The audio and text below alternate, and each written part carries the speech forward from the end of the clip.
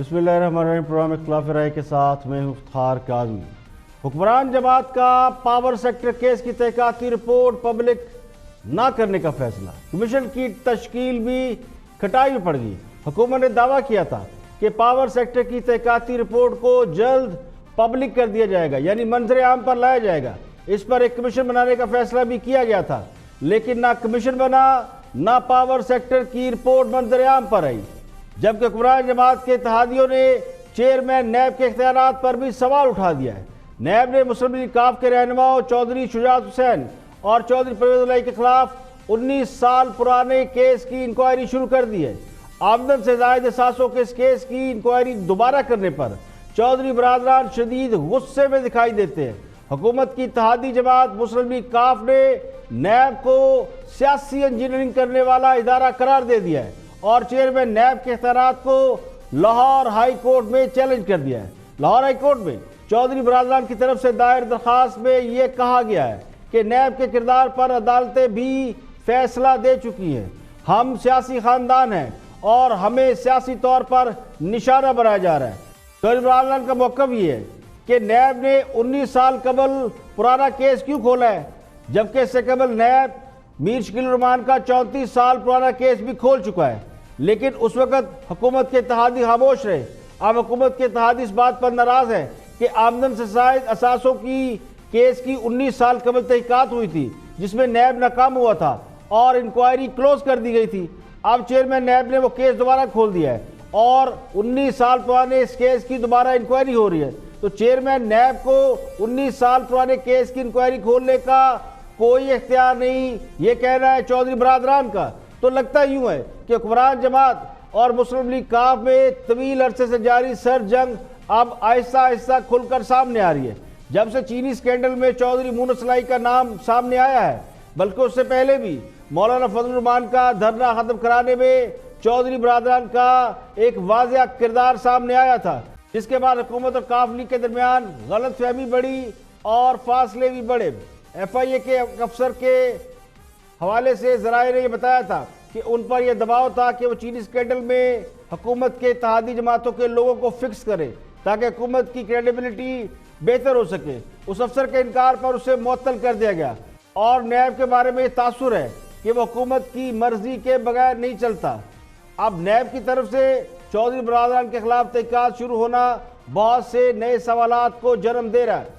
एक तासुर यह है कि हुक्मरान जमात खुद भी नैब के कवानीन तब्दील कराने की कोशिश कर रही है ताकि पावर सेक्टर और चीनी स्कैंडल केस में मुलव्वस अफराद को नैब की दस्तरस से बचाया जा सके। अब मुस्लिम लीग काफ एक बहुत बड़ी सियासी जमात है जो हुकूमत की इत्तेहादी है और हुकूमत इत्तेहादियों के बलबूते पर खड़ी है, लेकिन अगर हुकूमत से काफ लीग अलहदा हो जाती है तो इस सूरत में हुकूमत को खासी मुश्किलात हो सकती है। हाँ साहब को नंबर गेम पूरा करना मुश्किल हो जाएगा और पंजाब में तो हुक्मरान जमात की हुकूमत फौरन गिर सकती है, लेकिन चूंकि अपोजिशन की कोई जमात इस वक्त हुकूमत गिराने के मूड में नहीं है, इसलिए काफ लीग की पोजीशन खासी कमज़ोर नजर आती है। अब यह फैसला चौधरी बरादरान के लिए करना खासा मुश्किल है कि वह हुकूमत का हिस्सा रहे या अलग हो जाए, लेकिन हुकूमती इत्तेहादी जमात ने नैब को सियासी इदारा करार देकर उसकी कलीग खोल कर रख दी है और ये बता दिया कि नैब किस तरह पॉलिटिकल इंजीनियरिंग कर रहा है। अगर नैब पॉलिटिकल इंजीनियरिंग करने वाला इदारा है तो फिर ये पॉलिटिकल इंजीनियरिंग कराने वाले कौन है? प्रोग्राम में और भी हम मौजूद शामिल है, देखते हैं हाईलाइट। शहबाज शरीफ कौमी असेंबली में ऑपोजिशन लीडर हैं तो बिलावल भुट्टो जरदारी के पास सूबे सिंध की हुकूमत है। इन दोनों के नजदीक मेरे कप्तान की हुकूमत ने कोरोना से निपटने के लिए कुछ खास नहीं किया। ये दोनों विफाकी हुकूमत पर तनकीद करते हैं। मेरे कप्तान के उठाए गए इकदामात से नाखुश हैं। तमाम इकदामात, चाहे वो लॉकडाउन की मनसूबाबंदी हो, लॉकडाउन में सख्ती या नरमी की पॉलिसी हो। कादियानी को हम कहते हैं कि नॉन मुस्लिम है क्योंकि हमारा बुनियादी फेथ ये है, बीइंग ए मुस्लिम, कि finality of the prophethood is part of our faith और उसके बगैर हम ना मुसलमान मुकम्मल होते हैं ना हमारा दीन मुकम्मल होता है। कादियानियों के साथ इशू ये है कि वो 1973 के कॉन्स्टिट्यूशन जिसमें उनको गैर मुस्लिम डिक्लेयर किया गया था उस कॉन्स्टिट्यूशन को ही नहीं मानते। देखिए इस वक्त हामिद जो हम कर रहे हैं वो जो एक बहुत ही इम्पोर्टेंट स्टेप है वो आप रैंडम सैम्पलिंग करें बाकायदा सारे डिस्ट्रिक्ट्स की, ताकि हमें कुछ आइडिया हो। पहले 6 डिस्ट्रिक्ट्स की हम कर रहे हैं, इस वक्त लाहौर डिस्ट्रिक्ट की हो रही है और लाहौर डिस्ट्रिक्ट के अंदर आज के दिन के अंदर जो हमारे पास नंबर ऑफ केसेस आए हैं, सी ग्रेड के सियासतदान हैं मुस्लिम लीग नून में, इसलिए इनको सीरियस लेना ही नहीं चाहिए था। लेकिन चूंकि आपने ले लिया है तो जवेद लतीफ़ साहब ये भी फरमा दें कि अगर चौधरी निसार सहूलतकार थे, मतलब वो धरने के सहूलतकार थे, तो इसका मतलब है कि धरने के पीछे भी कोई था। निकालना आज क्या हुआ, 2 घंटे 10 मिनट वो नैब में रहे हैं, तो वो क्या करते रहे वहां मैंने नहीं, मुझे तो ये भी पता है कि 5 रुकनी टीम थी, मुझे तो ये भी पता है कि उनकी कुर्सी पे उन्होंने वो स्प्रे भी किया, कितने बजे दाखिल हुए, कितने बजे निकले, यही हमारा काम है। इस दौरान पाकिस्तान मुस्लिम लीग नून, उसके ऊपर बड़ी जो डेवलपमेंट है वो ये है, नंबर 1, नवाज शरीफ साहब ने कहा ना मैंने पाकिस्तान जाना है और ना मुझे वहाँ कोई दिलचस्पी है सियासत में, और ना मैं अब किसी ओहदे का यानी अहल हूँ, और ना मुझे किसी ओहदे की तमन्ना है, और ना मैंने कुछ उसके लिए कोशिश करनी है। नहीं जी, मुझे तो ऐसी किसी मुज़ाकरात का इल्म नहीं है। मैं पहले भी मुझसे किसी ने टीवी पे पूछा था, हमारी ऑपोजिशन के साथ वैसे तो जाहिर है हर महीने मिलते हैं, बिजनेस एडवाइजरी में मिलते हैं, लेजिस्लेशन अभी की थी, 7-8 कानून पास किए थे, उसके अंदर दोनों की कमेटीज बनी हुई थी। की कैबिनेट में रहते हुए नहीं बनाई। जनरल हमीद गुल से आप शुरू करते हैं, मैं गिनवाऊं कितने जनरल्स के जनरल से जनरल तक जदोजहद हुई है। छोड़ें इस बात को, आप ना आपको तारीख का कुछ इल्म है। और एक और अहम मसले में बात करते हैं जिस पर हुकूमत एक बार फिर स्टेप बैक कर गई। बड़ा अहम मसला है, रदी मलिक अपने प्रोग्राम में इस पर बात कर रहे हैं। वॉच रदी मलिक। कादियानी को हम कहते हैं कि नॉन मुस्लिम है, क्योंकि हमारा बुनियादी फेथ ये है, बीइंग ए मुस्लिम, कि finality of the prophethood is part of our faith, और उसके बगैर हम ना मुसलमान मुकम्मल होते हैं, ना हमारा दीन मुकम्मल होता है। कादियानियों के साथ इशू ये है कि वो 1973 के कॉन्स्टिट्यूशन जिसमें उनको गैर मुस्लिम डिक्लेयर किया गया था, उस कॉन्स्टिट्यूशन को ही नहीं मानते। उसी कॉन्स्टिट्यूशन के तहत रद्द कादियानियत का एक लॉ है, उसको भी नहीं मानते। पहले तो कादियानी कम्युनिटी जो है उस कॉन्स्टिट्यूशन को मानते हुए ख़ुद को गैर मुस्लिम मानेगी, फिर हुकूमत पाकिस्तान उनको एक माइनॉरिटी डिक्लेयर करते हुए एक उसका नोटिफिकेशन निकालेगी। उसके बाद तो वो किसी माइनॉरिटी कमीशन का हिस्सा बन सकते हैं, लेकिन चोर दरवाजे से नहीं बन सकते। ये जिस तरीके से किया कैसे गया मैं आपको बताता हूँ। Ministry of religious affairs Noorul Haq Qadri साहब हैं, खुद पीर साहब हैं। मुझे बड़ा गुस्सा था कि खुद पीर साहब हैं और ऐसे काम कर रहे हैं, और वो भी चोरी छुपे कर रहे हैं। अब थोड़ी सी जो इब्तदाई इन्फॉर्मेशन है, मैं इसकी तहकीक मज़ीद करूँगा। इब्तदाई इन्फॉर्मेशन ये है कि उन्होंने समरी मूव की और उसमें कादियानियों का नाम शामिल नहीं था। समरी जब ये थ्रू सर्कुलेशन करते हैं तो मिनिस्ट्रियों के नोट्स आते हैं। Reportedly ministry of human rights ने कहा कि बाकी माइनॉरिटीज़ की नुमाइंदगी कर रहे हैं तो कादियानी भी तो माइनॉरिटी हैं, उनकी नुमाइंदगी क्यों नहीं कर रहे। नोट डाला और भेज दिया उन्होंने कैबिनेट की अप्रूवल के लिए, कैबिनेट ने इंडोर्स कर दिया। और इब्तदाई समरी ये थी कि मिनिस्टर ऑफ रिलीजियस अफेयर्स यानी कि कादरी साहब, नूरुल हक कादरी साहब इस माइनॉरिटी कमीशन को हेड करेंगे। तो उस कमीशन की बजाय उन्होंने ये दे दिया कि इसको माइनॉरिटी का ही कोई बंदा हेड करे और कादियानियों की उसमें शमूलियत कर दी जाए। नूरुल हक कादरी साहब ने अपना डिसेंडिंग नोट लिखा और वो समरी अप्रूव हो गई।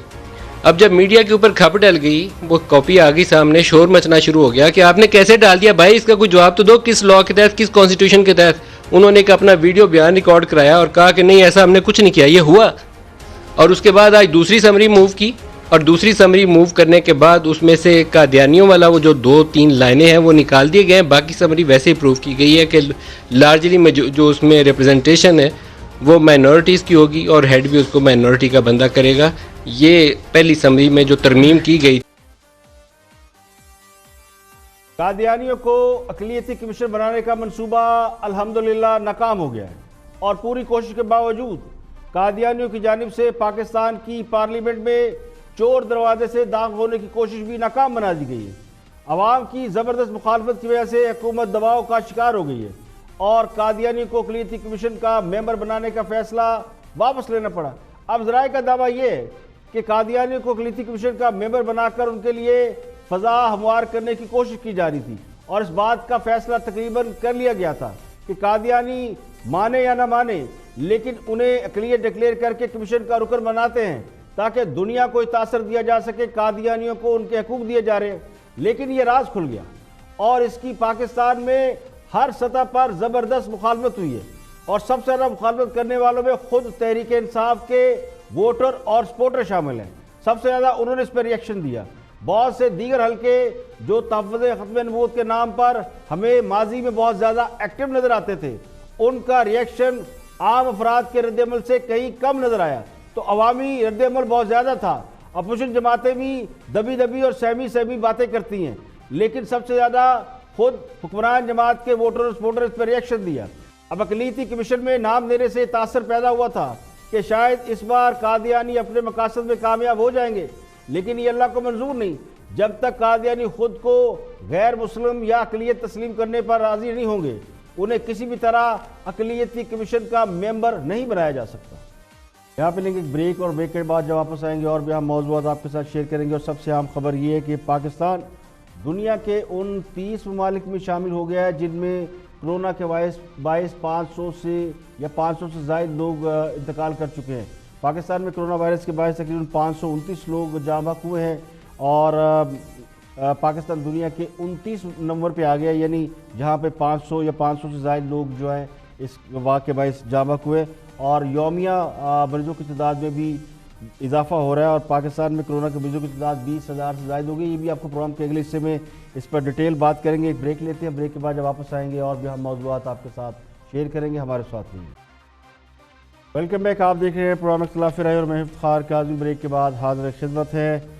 लॉकडाउन के हवाले से हुकूमत ने कल ये फैसला किया था काबीना के इजलास में कि लॉकडाउन बतदरीज कम किया जाएगा, लेकिन इसके बावजूद सूबे इसकी मुखालफत कर रहे हैं। आज अहम इजलास हो रहा है जिसमें इस बात का हतमी फैसला किया जाएगा कि लॉकडाउन कंटिन्यू किया जाए या से नरम किया जाए। अगर नरम किया जाए तो उसके लिए SOPs क्या होंगे, ये सारे फैसले आज हो जाएंगे।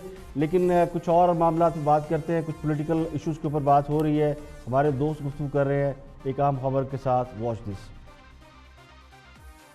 इस दौरान पाकिस्तान मुस्लिम लीग नून उसके ऊपर बड़ी जो डेवलपमेंट है वो ये है, नंबर 1 नवाज शरीफ साहब ने कहा ना मैंने पाकिस्तान जाना है और ना मुझे वहाँ कोई दिलचस्पी है सियासत में और ना मैं अब किसी ओहदे का यानी अहल हूँ और ना मुझे किसी ओहदे की तमन्ना है और ना मैंने कुछ उसके लिए कोशिश करनी है। मतलब है वो पाकिस्तान के मामला से वो कहते हैं अगर मुझे ना छेड़ा जाए तो मैं इनसे टोटली दस्तबरदार हूँ। अब आगे चले शहबाज शरीफ साहब, उनको मुक्तदर हलकों ने कन्वे कराया है बराह रास्त यानी अगले पिछले 2-3 दिन में कि भाई आपका जो है सियासी तौर पर कोई रोल नहीं है, आपके ऊपर जो चार्जेस है और जो इतनी गहराई में आपके ख़िलाफ़ एविडेंस मौजूद है, आप अगर अपनी ज़मानत करवा के मुल्क से बाहर निकल जाए तो यही आपके लिए बहुत बड़ी रियायत हो सकती है। आप वोट देना चाहते हैं तो दें, नहीं देना चाहते तो ना दें, लेकिन you have no political role. उस पर उन्होंने फिर अपना रिप्रेजेंट किया। उन्होंने कहा जी देखें ये मुस्लिम लीग है जो है कौमी पार्टी है और ये अगर मैं सदर नहीं रहता तो ये तितर बितर हो जाएगी। एक फैक्शन शाहिद खाकान को लेके आगे चल पड़ेगा, एक ख्वाजा आसफ के पीछे खड़ा हो जाएगा, एक तीसरा और ये कितने और एक मरियम साहिबा भी बीच में हैं। तो आप जो है मुझे इस तरह यानी अलग थलग करेंगे और जो कि फ़ौज के साथ सॉफ्ट पैडलिंग करता है रियासती इदारों के साथ, तो ये कोई अच्छा मैसेज नहीं जाएगा। उन्होंने कहा अच्छा जाएगा या बुरा जाएगा, you have absolutely no role to play. आप अपनी जान बचा लें और बाकी अब छोड़ें। तो एक तो ये एक चीज़ अहम आई है सामने। अलबत्ता इस वक्त काफ़ी मायूसी के दौरे पड़ रहे हैं मुस्लिम लीग एन के अंदर। देखिए, रमज़ान मुबारक में अक्सर लोगों को बदहज़मी की शिकायत हो जाती है और बदहज़मी की हालत में इंसान को हमेशा बुरे बुरे ख्वाब आते हैं, ख्यालात मुंतशिर हो जाते हैं, यकसुई नहीं रहती। फिर इंसान बहकी बहकी बातें करने लगता है, जैसे जिसे कहते हैं कि इधर उधर की हाँकने लगता है। खैर ये तो लाइटर नोट पर बात थी। अब आ जाते हैं उस खबर पे जो मेरे दोस्त ये दे रहे हैं कि शहबाज शरीफ को मुख्तलिफ हलकों ने सियासत से फारग कर दिया है। तो सवाल ये कि पहले कौन सा उनके सर पर सोने का ताज रख रहे थे। वो तो कह रहे हैं कि जिन्हें खादिया गाजरा टेढ़े उन्होंने पीर, यानी साबिक हुक्मरान जमात तो खुद से सेफ मूड में जा चुकी है, वो इक़्तिदार में इंटरेस्टेड ही नहीं है। यानी इतने बुरे हालात में कोई भी सियासी जमात इक़्तिदार संभालने के लिए तैयार नहीं है, तो जिनके गले में ढोल है उन्हीं को बजाने दिया जाए, ये सबसे बेहतर हिकमत अमली समझी जाती है। अगर कोई इस खामोशी हिकमत अमली को इस बात से ताबीर कर रहा है कि चूंकि अपोजिशन चुप बैठी है और कोई एक्टिविटी नहीं कर रही तो उनकी सियासत खत्म हो गई है, या फिर उन्हें पैगाम मिल गया जी कि अब आपकी जरूरत नहीं है, तो इस उन साहब के लिए बेहतर है जो ऐसा सोचते हैं कि वो हकीम साहब से कोई फकीर वगैरह लेकर खा लिया करें ताकि बदहजमी से बच सकें। ना बदहजमी होगी, ना बुरे बुरे ख्वाब आएंगे, ना बुरे ख्यालात आएंगे, और फिर दिखाई भी ठीक से देगा ताकि हालात ठीक से नजर आए और उसकी मंजर कशी भी ठीक तरीके से की जाए। पहले इस्लामाबाद हाई कोर्ट ने जस्टिस क्रिमिनल सिस्टम के ऊपर बहुत से सवाल उठाए और उन्हीं पर बात कर रहे हैं। रिपोर्ट कार्ड में तजियाकार हैं Irshad Bhatti. Watch this. C grade के सियासतदान हैं मुस्लिम लीग नून में, इसलिए इनको सीरियस लेना ही नहीं चाहिए था। लेकिन चूंकि आपने ले लिया है तो जवेद लतीफ़ साहब ये भी फरमा दें कि अगर चौधरी निसार सहूलतकार थे, मतलब वो धरने के सहूलतकार थे, तो इसका मतलब है कि धरने के पीछे भी कोई था, और अगर ये था तो वो जो एक मुशाहिदुल्लाह ने बयान दिया था उस पर उसको फारग क्यों किया गया? अच्छा, अगर जब वो फारग कर दिया गया तो फिर नवाज शरीफ साहब ने क्यों ये कहा कि धरने के पीछे कोई था? अच्छा, फिर दूसरी बात है, कोई ये तब हुआ जब नवाज शरीफ साहब की अपनी हुकूमत थी, कोई कमीशन, कोई इंक्वायरी, कोई अदालत में ले गए हों मुस्लिम लीग नून, जवेद लतीफ़ या नवाज शरीफ साहब। अच्छा, आगे अगर चौधरी निसार सहूलतकार थे तो धरने के फ़ौरन बाद इस सहूलतकार को निकाला क्यों नहीं? और उन्होंने उनको तब क्यों निकाला जब उन्होंने कहा कि मैं मरीम नवाज़ के जूते सीधे नहीं कर सकता? अच्छा, अगर चौधरी निसार सहूलतकार थे तो जवेद लतीफ़ साहब की गजनी याददाश्त कल वापस आई है, 5 साल कहाँ थे? और अगर ये सच है तो वक्त पर बोलना चाहिए था, ये थप्पड़ है तो अब अपने मुंह पे लगा है। जवेद साहब, लतीफ़ साहब से आखिरी बात, आज अपने बोरिस जॉनसन पर तवज्जो दें। बोरिस जॉनसन मीन शहबाज शरीफ। बोरिस जॉनसन वो जो बिन शादी के बाप बन गए। शहबाज शरीफ ने बयान दिया है कि वो इलेक्शन से पहले 1 महीने पहले, वोटों से 1 महीने पहले वो वज़ीर आज़म बन चुके थे अल्हम्दुलिल्लाह। यानी इलेक्शन से 1 महीना पहले, वोटों से 1 महीना पहले वज़ीर आज़म बन चुके। बोरिस जॉनसन है हमारी सियासत के, तो लिहाजा वो बोस चौधरी निसार से भी बड़े सहूलतकार हैं, उस पर नज़र रखें। और आखिरी बात है, चौधरी निसार को जिसको कुछ भी उस पर एतराज़ कर ले, मगर वो इस तरह नहीं छुरे घोंपता कि पार्टी में हो और पार्टी के खिलाफ जाए। ठीक है, हसन निसार साहब, आपको क्या लगता है? और टाइमिंग बड़ी इंपॉर्टेंट है, अब क्यों याद आया? ये तो वही बता सकते हैं। जुडिशल सिस्टम पर सवाल उस वक्त क्यों नहीं उठा जब यही जुडिशल सिस्टम जमहूरी वज़ीर आज़म को फांसी लगा रहा था और दूसरे वज़ीर आज़म को कार से पकड़कर इक़्तिदार से बाहर निकाल देता है, और इसकी सज़ा पूरी कौम महंगाई, मुआशरत की तबाही, बेरोज़गारी और कर्ज़ों की शक्ल में अब भी भुगत रही है। यही जुडिशल सिस्टम जब नवाज शरीफ को कामे पर निकाल देता है तो उससे अच्छी अदलिया किसी को नज़र नहीं आती। उसकी आज़ादी और उसकी खुद मुख्तारी के दावे करने वाले खुशामदी और दरबारी अब अदालती निज़ाम पर मरसिये और नोखे पड़ रहे। यानी जब अदालतें आपके मुखालफिन को अंजाम तक पहुंचा दें तो सब कुछ ठीक, वरना असल हकीकत तो वो है जो अब मुंह से निकल रही है। यानी अदालती निज़ाम की कमजोरियां ये किसको मालूम नहीं, मगर ये उस वक्त क्यों नजर नहीं आती जब वो जमहूरी सिस्टम की राह में हाइल हो रही होती है या उसे नुकसान पहुंचाने का बाइस बना होता है। अब क्रिमिनल जस्टिस सिस्टम पर जिस तरह इस्लामाबाद हाई कोर्ट आज सवाल उठा रही है, वो सवाल तो कई बरसों से उठाए जा रहे हैं जिन्होंने ये सिस्टम ठीक करना होता है, लेकिन उनकी दिलचस्पी दीगर मामलात में ज़्यादा नजर आती है, तो फिर सिस्टम कैसे ठीक होगा? सुन्नी नून के रहनुमा जवेद लतीफ़, जिन्हें भी इरशाद भट्टी कह रहे थे सी ग्रेड के सियासतदान हैं, वो गुफ्तगू कर रहे थे आपस की बात में। ज़रा उनकी गुफ्तगू सुनते हैं। उनके साथ मौजूदा सदाकत अली अब्बासी, क्या डिबेट हो रही है ज़रा देखते हैं। Watch this. निकालना आज क्या हुआ, 2 घंटे 10 मिनट वो नैब में रहे हैं, तो वो क्या करते रहे वहां मैंने नहीं, मुझे तो ये भी पता है कि 5 रुकनी टीम हो थी। मुझे तो ये भी पता है कि उनकी कुर्सी पे उन्होंने वो स्प्रे भी किया, कितने बजे दाखिल हुए, कितने बजे निकले। यही हमारा काम है। ये हमारा काम कोई लुट मार नहीं है, हमारा काम है, इसी की तनख्वाह हम लेते हैं। नंबर 1। नंबर 2, ये जो सारे सवाल हैं, 44 सवाल पहले ही हमें पता थे। जो 3 तलबियां हुई हैं, 2 मरतबा वो नहीं गए, तीसरी मरतबा वो तशरीफ ले गए। आखिरी सुने जो मैं बता रहा था, जब उनको उन्होंने कहा कि आपके पास असासे कहां से आए इतने, अच्छा उन्होंने कहा कि असासे मेरी जब वरासत हुई थी 2009 में, अब वो मेरे पास भी है, बहुत पहले का जो सारे शौसफ शरीफ में जो वरासतनामा था, वरासत डीड थी, वो कुछ 6 महीने से मेरे पास है। तो उन्होंने कहा कि आपको तो सिर्फ रमजान शुगर मिली थी, बाकी तो आपके पास एहसास ही कोई नहीं, कहां से आए? अच्छा, तो उन्होंने कहा अच्छा, फिर मैं अपना रिकॉर्ड देख के बताऊंगा। ठीक। अब अच्छा। ये सारी स्टोरी मुबैना तौर पर, ये जो सारी स्टोरी है, ये सारी छप चुकी। अब जवेद अच्छा, ठीक है सर, जाने मान, आप इस पे गुस्सा नहीं। ठीक है। देखिए, नवाज शरीफ को आमदन से ज़ायद सांसें रखने पर सजा नहीं हुई। नवाज शरीफ को जिस बात की सजा मिली वो सबको अच्छी तरह मालूम है, वो किसी से ढकी छुपी नहीं है। नवाज शरीफ की कुछ ताकतवर लोगों से लड़ाई थी और नाराज़गी चल रही थी, जिसकी वजह से वो इक़्तिदार के खेल से बाहर कर दिए गए।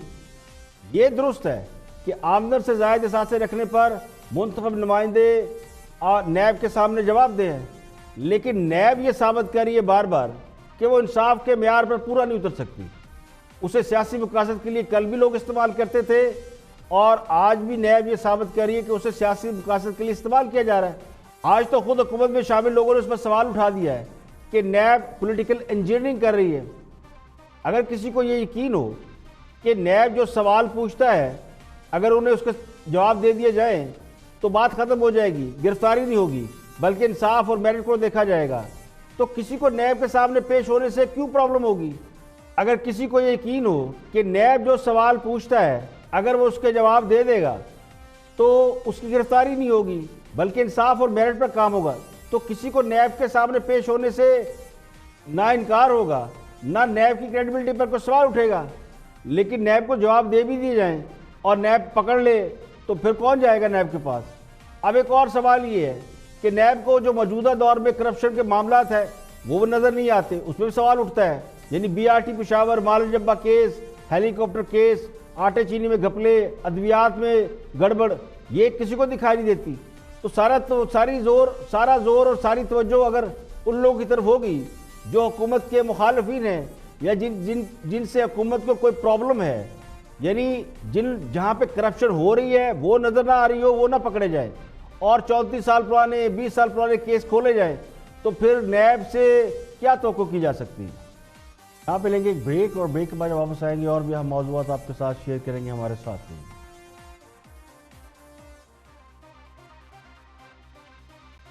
Welcome back. आप देख रहे हैं प्रोग्राम खिलाफ में फारूक आज़मी। आगे बढ़ते हैं। पीपल पार्टी के रहनुमा चौधरी मंजूर और काशिफ अब्बासी डिबेट कर रहे हैं इस मामले के ऊपर। पीपल पार्टी को ये एतराज़ है कि खास साहब ने पिछले दिनों दावा किया था कि तहरीक इंसाफ वो जमात है जो सबसे ज़्यादा जद्दोजहद के बाद इक़्तिदार में पहुँची है, जिसकी पे डिबेट हो रही है कि पोलिटिकल पार्टियाँ की जद्दोजहद जो है उनको क्यों रूल आउट किया गया।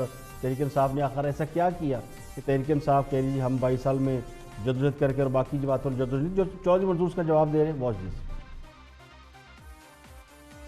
की कैबिनेट में रहते हुए नहीं बनाई, जनरल हमीद गुल से आप शुरू करते हैं। मैं गिनवाऊं कितने जनरल्स के जनरल से जनरल तक जिदोजहद हुई है। छोड़े इस बात को, आप ना आपको तारीख का कुछ इल्म है? नहीं सर, तारीख तो सर तारीख तो आपको पता है ना सर। मसला ये है जिस टाइम आप लोग अपने घरों में सुकून से बैठे हुए थे ना, मेरा बाप उस वक्त जेल में था सर। मुझे मत बताएं क्या किस चीज को ये जिद्दोजहद किसको कहते हैं? आप जैसे लोग मुझे नहीं बता सकते। एक मिनट, आप आज फिर मुझे इन्होंने बात की है, आपके वाला साहब जेलों में रहे, आपके वाला साहब ने आप जिद्दोजहद की, ये कौन सी जिद्दोजहद उठाकर लाए हैं? उन्होंने उठाकर एक बेबी बनाकर बिठाया जो आज तक जिसको वो पाल रहे हैं, ये जिद्दोजहद का नाम लेते हैं। नहीं, मैं ये बात तो कह ही नहीं रहा कि किसने किया किसने नहीं किया। मैं आपको एक तो मेरे पे आ जाते हैं, आपको क्या पता सर? मुझे पता, मेरे से ज्यादा शायद आपको भी पता नहीं होगा जिद्दोजहद किसे कहते हैं। और ज़ियाउल हक के खिलाफ क्या होती है जिद्दोजहद, वो मैं सख्तर जेल के अंदर, वो तो मैं सर स्टोरी बता चुका हूँ। 51 दर्जा हरारत है। मैं बेनजीर भुट्टो साहिबा के बारे में तो आपके कहने से पहले मैंने वो सारी तारीख बताई है। मुझे अगर मौका दीजिए, आ रहा हूं तारर साहब, मैं ब्रेक एक ले लूं। और ये कहते हैं जिद्दोजहद नहीं है। Let's calm down sir. मेरा आर्गुमेंट क्या है? मेरा आर्गुमेंट चौधरी साहब को स्क्रीन पे ले, मैं सिर्फ इतना कह रहा था कि ये कहना कि जिद्दोजहद सिर्फ वो है जो आप कह रहे हैं। अब इंशाल्लाह हम 20-30 साल आगे जाएंगे, सिविल मिलिट्री बैलेंस आ जाएगा, मिलिट्री अपनी हदूद में काम करेगी, फिर हम क्या कहेंगे वो लीडर नहीं है जिसने जब तक फौज से जाके वो जेएचक्यू में लड़ना शुरू कर दिया। आज जो जिस तरह से एक फाशिस्ट नुक्ता नजर है उसके सामने खड़ा होना जिदोजहद है। आज जो प्रेस के ऊपर पाबंदियां हैं उसके सामने खड़ा होना जिदोजहद है। आज इनके सामने, इनकी जेलों के सामने जिसको दिल करे उठवा ले। जरा आप अपने आप क्यों नहीं बताते? आसफ जरदारी के अमेरिका में फ्लैट ढूंढने गए थे, अपनी बहन के निकला है, उसमें क्या किया है आप लोगों ने? ये फैसल वाडा के कहां से आ गई इतनी जायदादें जो वहां पे हैं? बताएं किसकी हैं?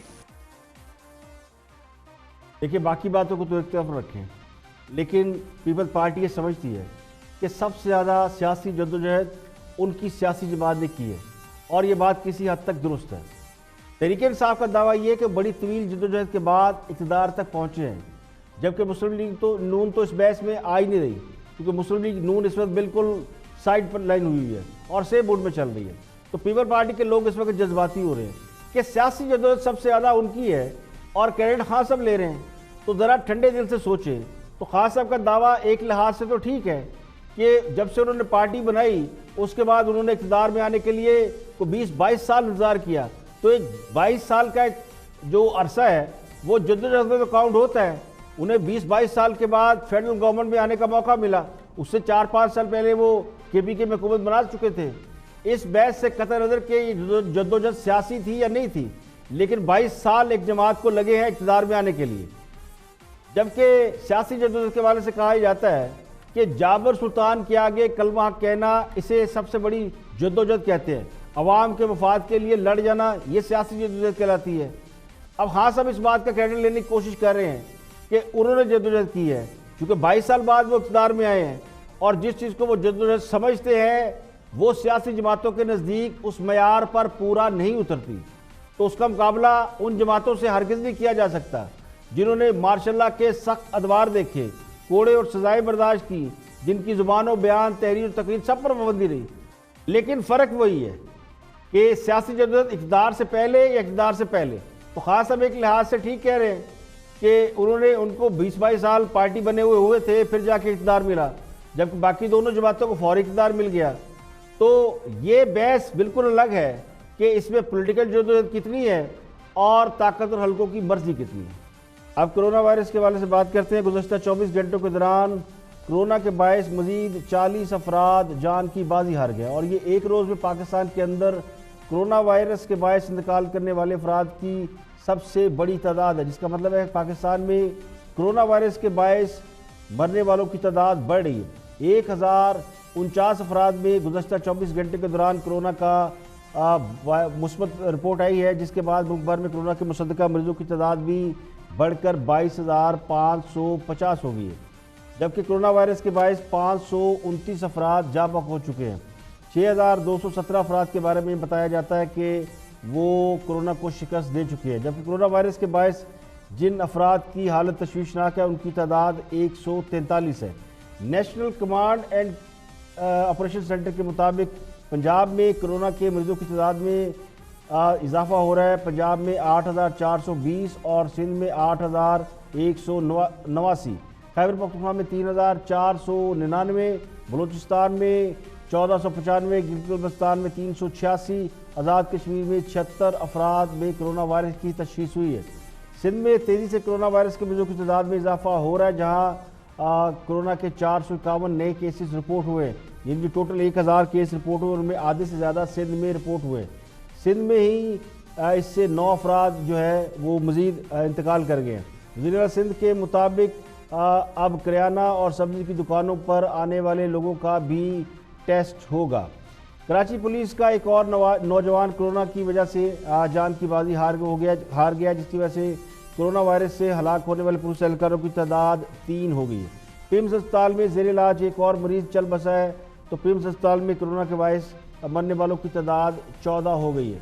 दुबई से पाकिस्तान आने वाले 209 पाकिस्तानी शहरी को करंतना सेंटर मुंतकिल किया गया था, जिनमें से 180 अफराद में कोरोना मुस्बत निकला है, जबकि 29 में कोरोना मनफी है। यानी कोरोना के बड़ी तादाद में मरीज़ वो हैं जो बैरून मुल्क से पाकिस्तान आ रहे हैं।